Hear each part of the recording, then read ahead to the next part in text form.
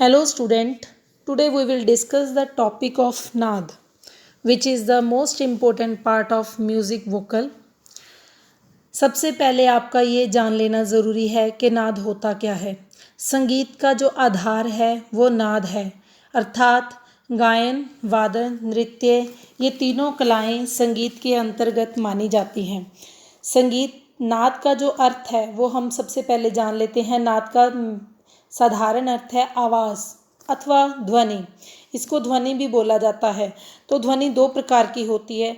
एक वो ध्वनि होती है जो हमको सुनने में बहुत ही मधुर और अच्छी लगती है, और दूसरी ध्वनि वो होती है जो बहुत ही नीरस और शोरगुल लगती है।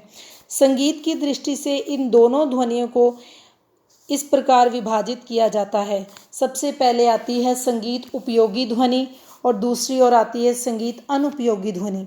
संगीत उपयोगी वह ध्वनि जिसमें कंपन और आंदोलन नियमित होती है तथा जो सुनने में कानों को प्रिय लगती है, वह ध्वनि नाद कहलाती है। संगीत का संबंध इसी ध्वनि के साथ होता है। यहाँ आपका ये जान लेना बहुत जरूरी है कि कंपन या आंदोलन ये एक ही है, और इन दोनों आंदोलन किसको कहा जाता है, कंपन किसको कहा जाता है। अगर किसी भी चीज़ की आवाज़ की उत्पत्ति का कारण कंपन ही होता है, अगर किसी चीज़ का एक दूसरी चीज़ के टकराने से जो कंपन पैदा होता है, साथ ही आवाज़ निकलती है। अगर हम हवा में कोई भी हरकत करते हैं तो आवाज़ ज़रूर निकलती है। इसी प्रकार अगर सितार या तानपुरे के किसी तार को हम छेड़ते हैं, उसमें से एक प्रकार का कंपन पैदा होता है, अर्थात के तार हिलता है, साथ ही आवाज़ पैदा होती है।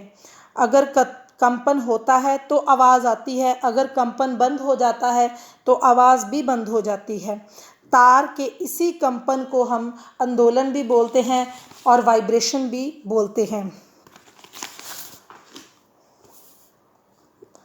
अर्थात जिस ध्वनि की आंदोलन संख्या अनियमित और अस्थिर होती है, वह कानों को अमधुर लगती है, उससे शोर कहते हैं।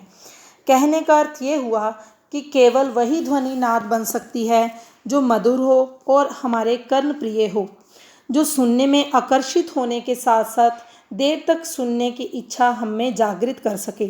उसी प्रकार किसी संगीतकार ने नाद के महत्व के बारे में बताया है।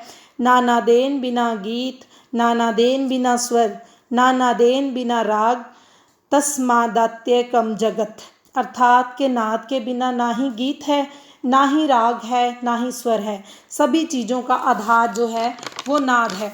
आगे हम ये जान लें कि नाद कितने प्रकार के होते हैं।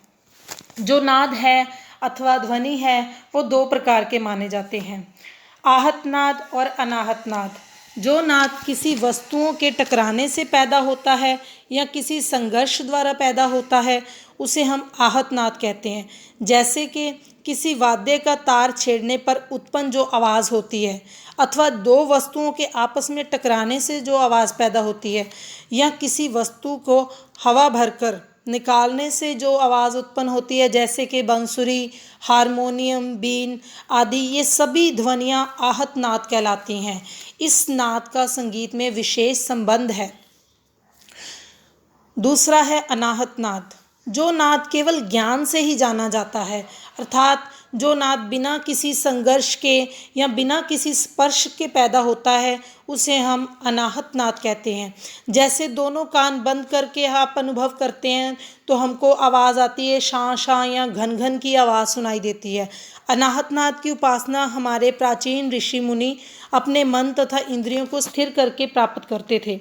यह नाद मुक्तिदायक तो है किंतु शक्तिदायक नहीं, इसलिए इसको संगीत उपयोगी नहीं माना जाता।